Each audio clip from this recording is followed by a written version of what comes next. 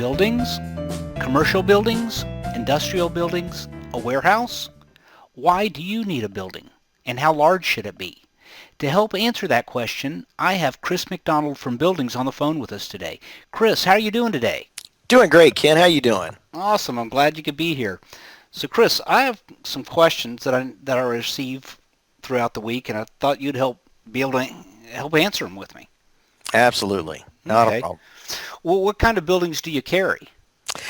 It depends.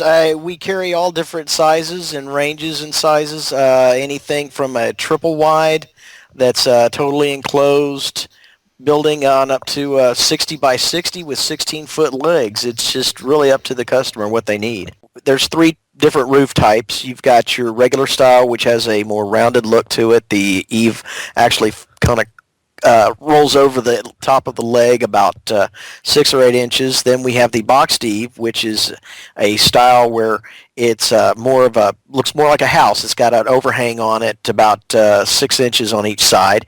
And then you have our vertical roof, which is the exact same profile as the boxed eave, but the difference is that the panels run from the peak to the eave, so they're running vertically.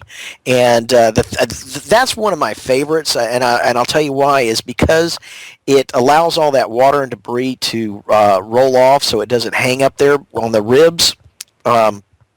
And the other thing that I like about it is that it has additional strength to it because it's got 4 hip channels, primarily to allow somebody to be able to screw those panels into gives it something to hold on to, but it also strengthens the structure.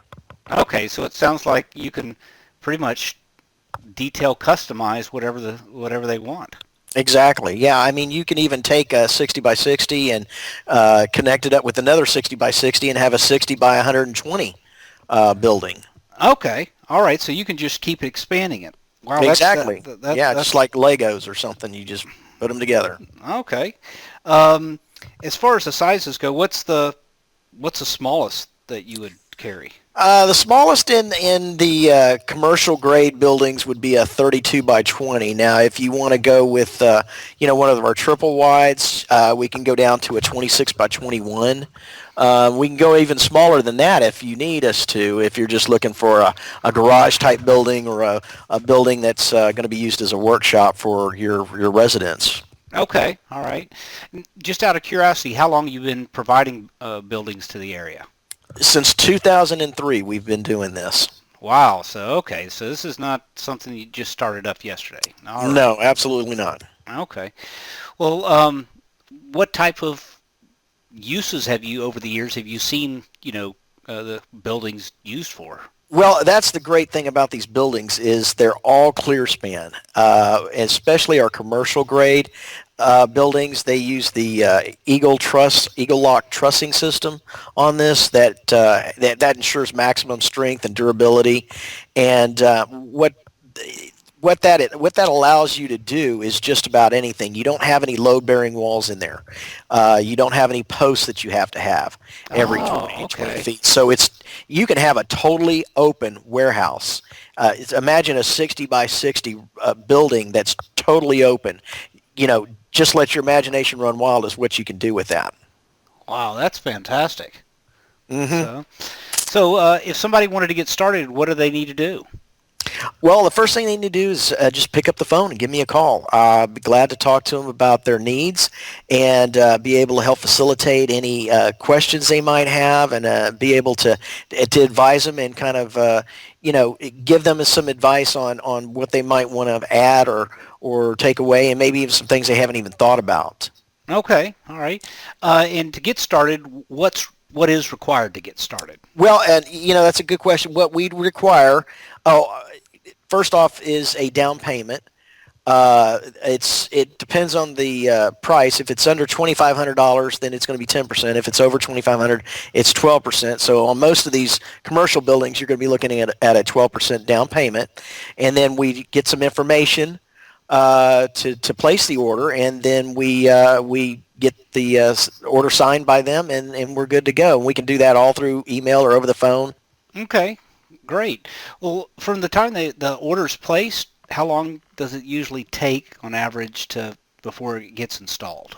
It averages about 2 to 4 weeks. One thing that you do want to do on these commercial buildings is make sure that you have some sort of a concrete foundation, whether it be a slab or post or pillars or footings or ribbon poured, so that we have something to set this up on the commercial buildings, on the large commercial buildings especially.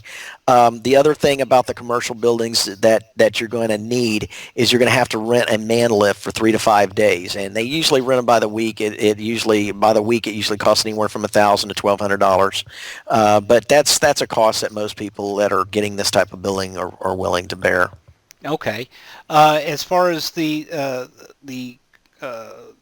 overall cost is, as far as delivery, installation, is it all inclusive? Is it how does that work? Is there extra cost on the end? How does all that work?